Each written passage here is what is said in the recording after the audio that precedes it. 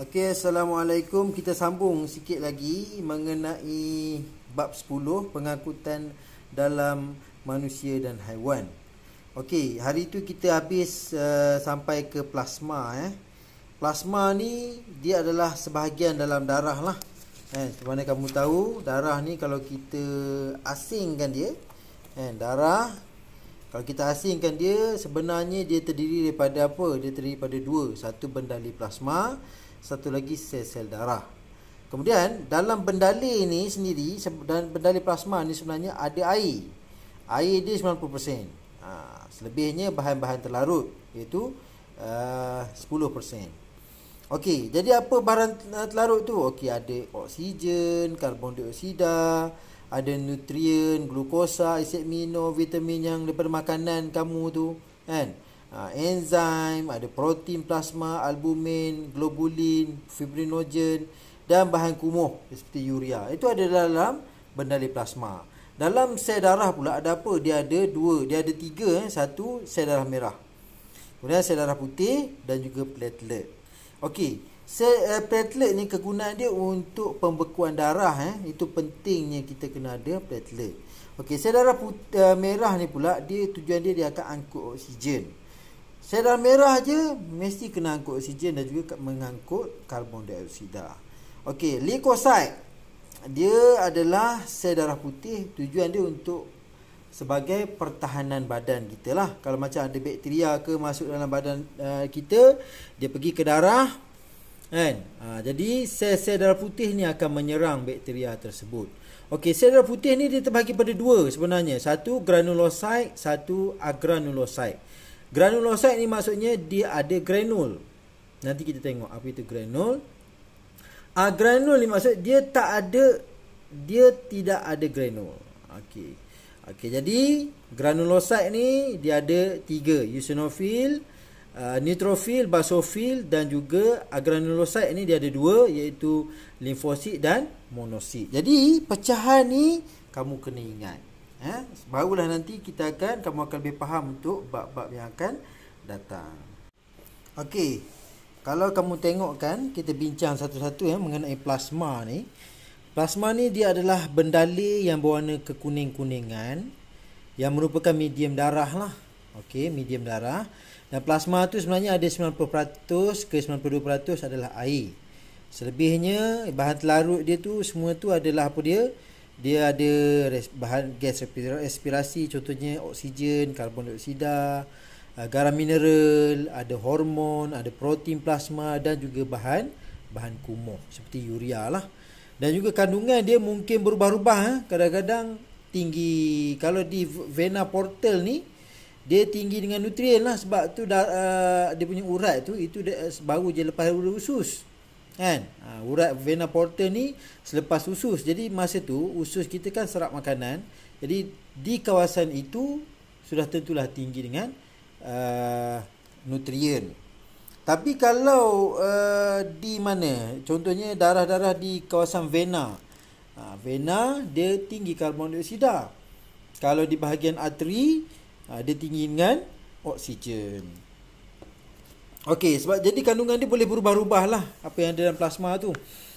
Okey, sel-sel darah, kita pergi satu-satu mengenai darah ni. Okey, eritrosit. Eritrosit ni nama lain kepada sel darah merah.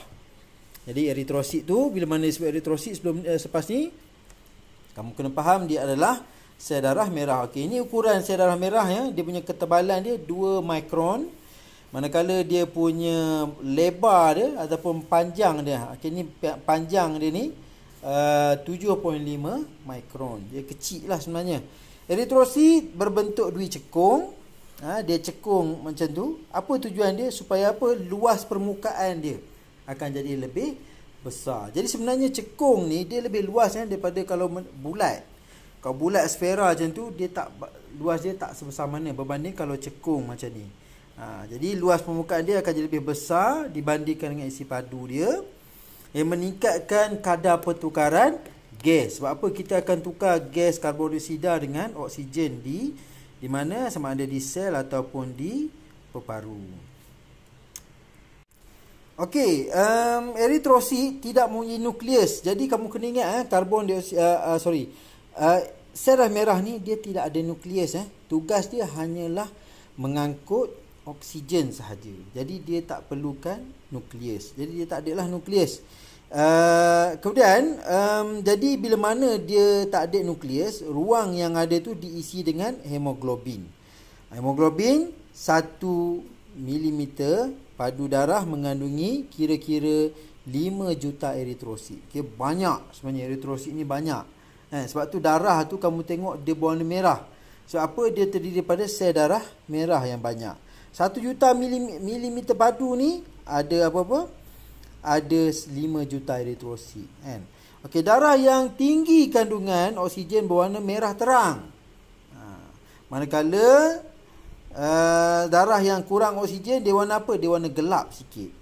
Okey, satu eritrosit mengandungi kira-kira 250 juta molekul hemoglobin yang akan bergabung dengan oksigen membentuk oksihemoglobin untuk tujuan pengangkutan oksigen dari peparu ke seluruh badan.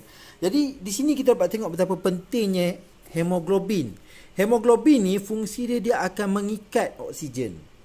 Sebab tu bila mana dia lalu saja peparu, hemoglobin ni akan ambil oksigen yang berada pada sel-sel peparu tu, alveolus tu, dan dia akan bawa ke seluruh badan. Okey. Ni adalah molekul hemoglobin dari segi strukturnya. Struktur protein dia macam ni. Okey, eritrosit juga mengangkut karbon dioksida dalam bentuk karbaminohemoglobin. Dari sel-sel badan ke peparu. Jadi ini cara hemoglobin nak angkut karbon dioksida. Dia akan membentuk karbaminohemoglobin. Kalau oksigen dia akan jadi oksihemoglobin. Kalau karbon dioksida dia akan membentuk karbaminohemoglobin.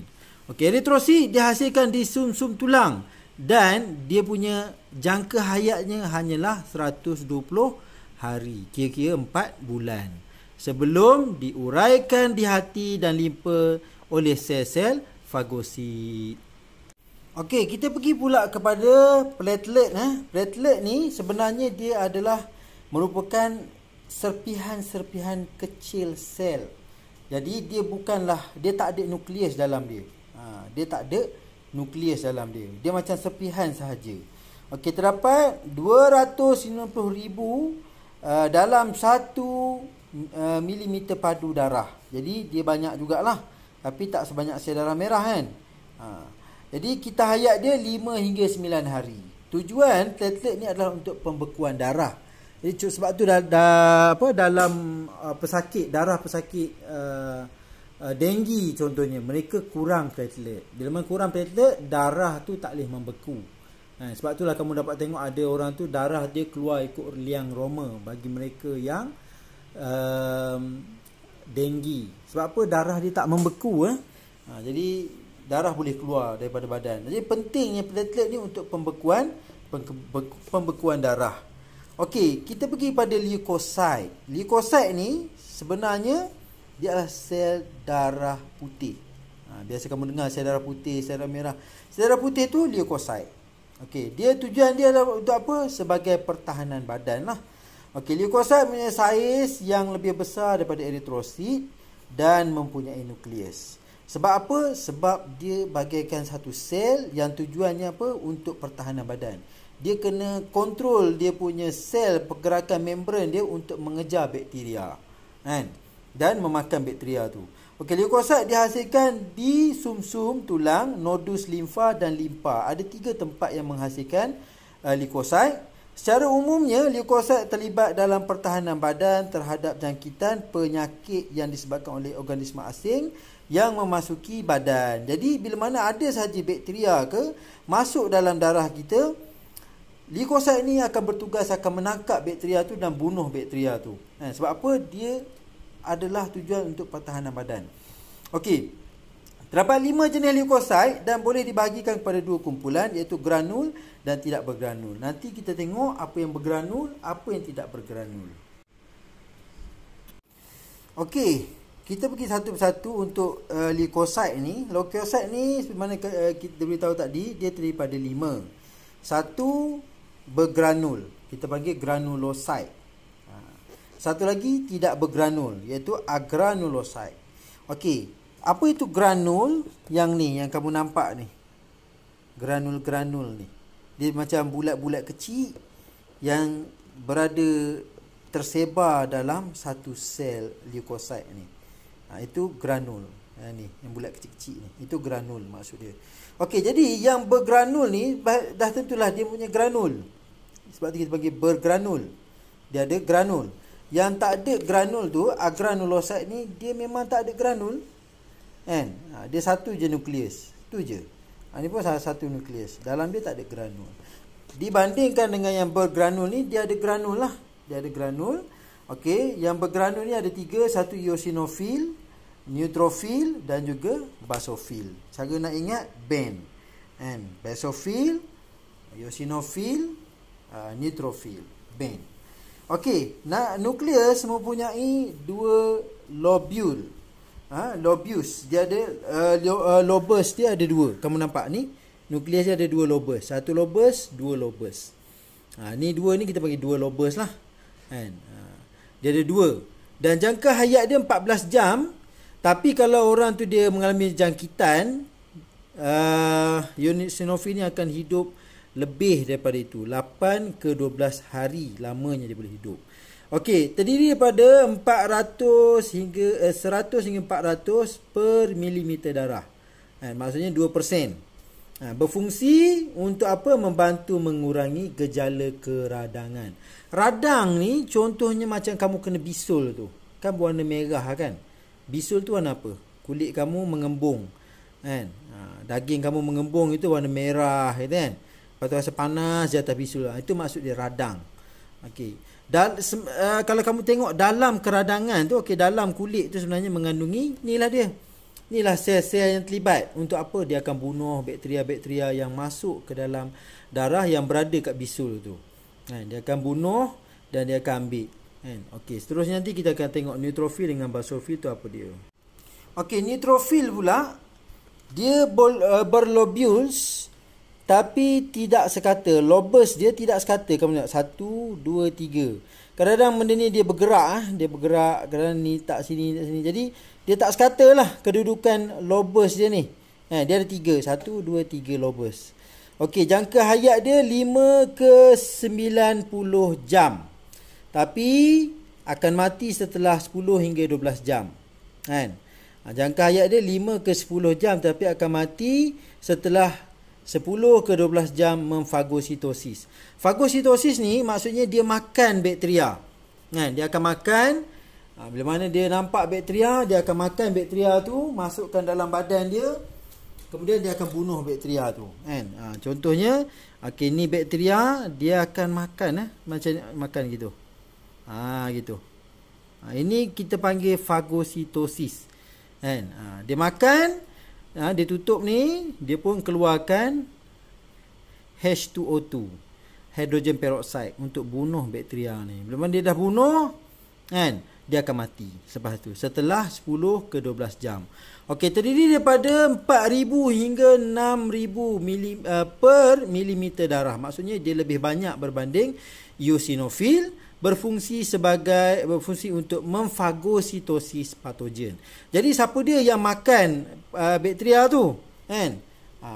Dia adalah neutrofil. Okey, basofil pula, nukleus punya 2 lobus berbentuk S. Kamu nampak ni? Kan S? Tu. S kan? Okey, jangka hayat dia 8 ke 12 jam. Terdiri daripada 25 hingga 200 per milimeter darah. Maksudnya dia lebih kurang daripada eosinofil. Dia tak banyak. Berfungsi untuk menghasilkan heparin, sejenis protein untuk apa? Untuk cegah darah daripada beku. Kalau tidak, darah ni kalau tanpa heparin dia akan beku.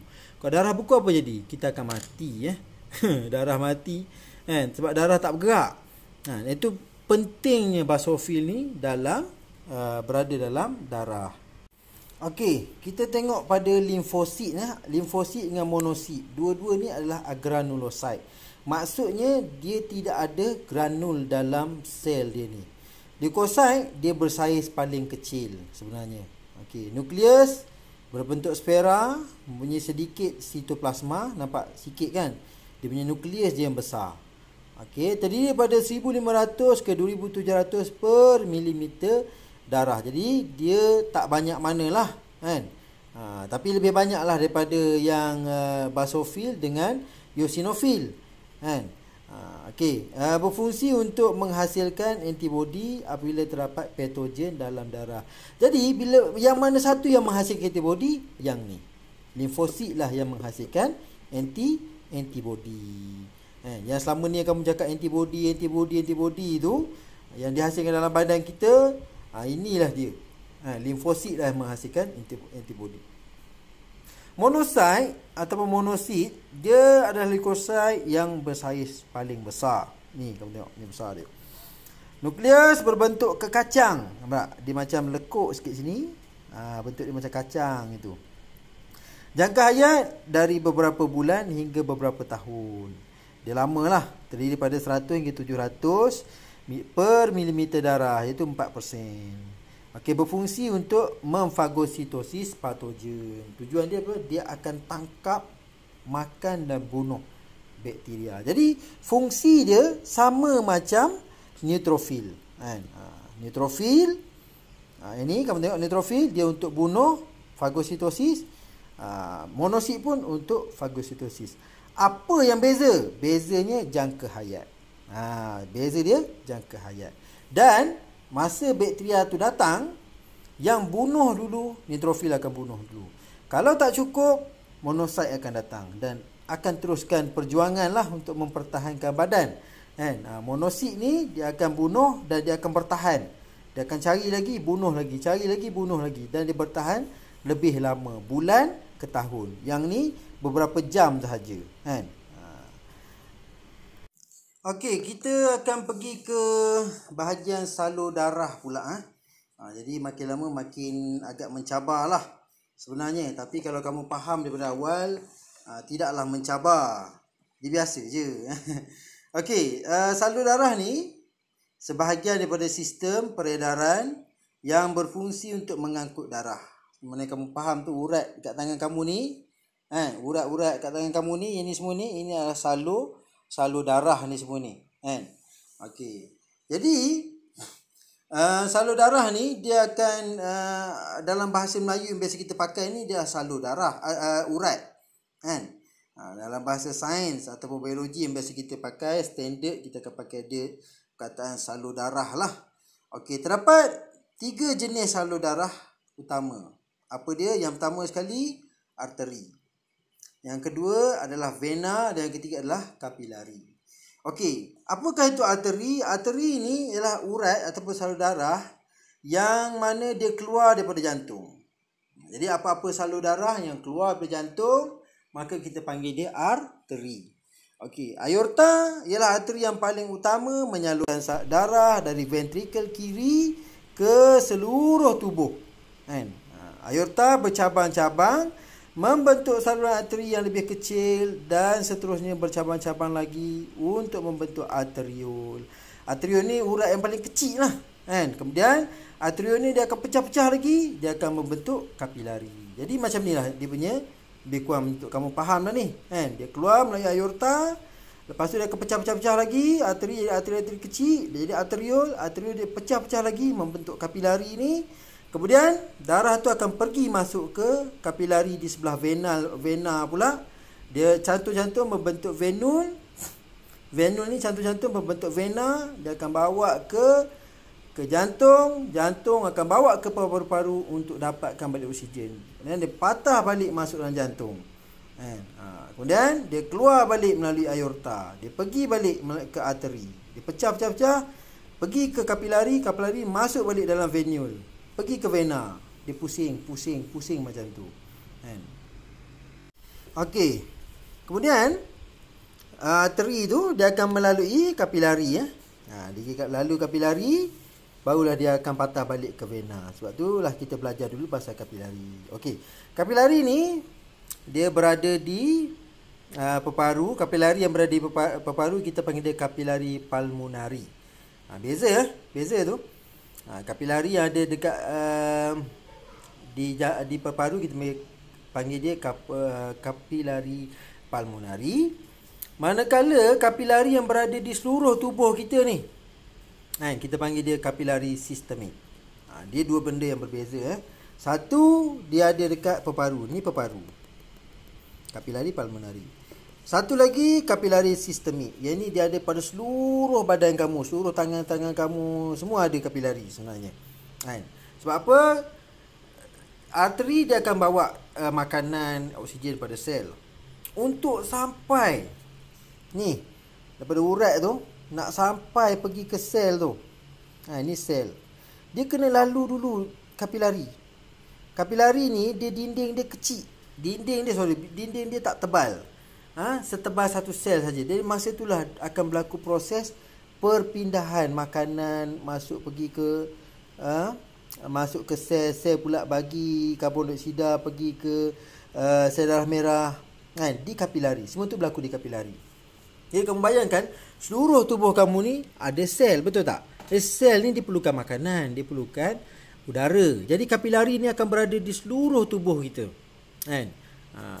Okey, jadi di ujung satu lagi kapilari bercantum semula membentuk venule ni semua. Okey, jadi kapilari ni dah dia pecah daripada arteri, dia pecah bentuk kapilari. Kapilari darah dah bagi dah makanan, oksigen, nutrien pada sel, dia akan patah balik. Dia akan masuk balik dalam kapilari yang kecil-kecil. Cantum balik jadi besar membentuk venule. Jatuh venule membentuk vena, dia akan patah balik pergi ke jantung. Patah balik pergi ke jantung. Itu maksud dia. Okey. Dah habis kapilari, barulah kita masuk ke venule. Okey, vena ni adalah urat ataupun salur darah yang mana mengangkut darah yang tiada oksigen. Dia bawa darah yang tinggi karbon dioksida. Okey. Kan dia dah lalu sini. Kapilari ni dah bagi dah oksigen kepada sel. Kemudian dia akan patah balik. Jadi di kapilari ni lah, sel ni dia akan pulangkan balik karbon dioksida. Pulang balik masuk ke sel. Sel ni akan angkut karbon dioksida, patah balik menggunakan laluan vena. Jadi disebabkan laluan vena ni digunakan, sebab itulah vena ni dia nampak lebih gelap. Sebab apa? Dia tiada oksigen. Yang terang ni dia ada oksigen. Okey. Jadi venule akan bercantum membentuk saluran vena yang lebih besar. Daripada kapilari tu, cantum membentuk venule. Venule ni dia akan cantum lagi baru dibentuk vena. Okey, vena membawa darah memasuki jantung. Vena dari seluruh tubuh bercantum membentuk vena cava di sini, vena cava. Dan dia akan masukkan darah tanpa oksigen tu ke dalam jantung. Kemudian jantung akan pump pergi ke peparu. Okey. Semua vena membawa darah terdioksigen. Terdioksigen ni maksudnya tiada oksigen lah. Darah yang kurang oksigen. Kecuali vena pulmonari yang menyalurkan darah beroksigen dari peparu ke jantung. Ini dia vena pulmonari. Okey, vena pulmonari ni dia bawa darah yang beroksigen daripada peparu ke jantung. Jadi hanya satu vena ni je yang bawa darah beroksigen, iaitu vena pulmonari. Selain daripada vena ni, semuanya bawa darah yang tiada oksigen. Okey, jadi sebenarnya yang dikatakan vena ke arteri ni apa dia? Vena ni darah masuk ke jantung. Itu vena. Macam nampak ni. Ni vena ni masuk jantung. Betul tak? Vena ni masuk jantung. Arteri ni pula dia keluar jantung. Mantap, nampak ni? Arteri pulmonari. Dia keluar kot ni. Dia keluar. Sebab tu kita panggil dia arteri. Dia keluar daripada jantung. Manakala di belah sini pun, di aorta ni pun, dia keluar daripada jantung. Sebab tu kita panggil dia arteri. Sebenarnya itulah cara untuk membahagikan dia, untuk mudah kamu faham. Ya, arteri pulmonari dia bawa darah yang tiada oksigen. Manakala vena pulmonari ni dia bawa darah beroksigen. Jadi kamu nampak terbalik pula situ. Tadi cikgu kata arteri, lepas tu vena pula. Okey, sebenarnya macam ni. Untuk kamu mudah faham ialah arteri itu sendiri sebenarnya membawa maksud darah tu keluar daripada jantung. Dan dia ada yang ni darah ni keluar dari jantung. Kamu nampak? Ni darah ni keluar jantung. Jadi arteri. Vena ni dia masuk ke jantung, nampak? Ni masuk jantung, vena. Kan? Dan yang atas ni pula, dia ni daripada peparu ni. Kan? Masuk ke jantung. Masuk tu kita panggil vena. Keluar tu kita panggil dia arteri. Jadi sebab itulah dia keluar ni, dia pergi bawa ke jantung, dia akan bawa ke paru-paru ni, kita panggil dia arteri pulmonari. Okey, jadi itu je, mudah nak faham sebenarnya. Okey. Sebenarnya inilah dia punya bentuk, anatomi je sebenarnya.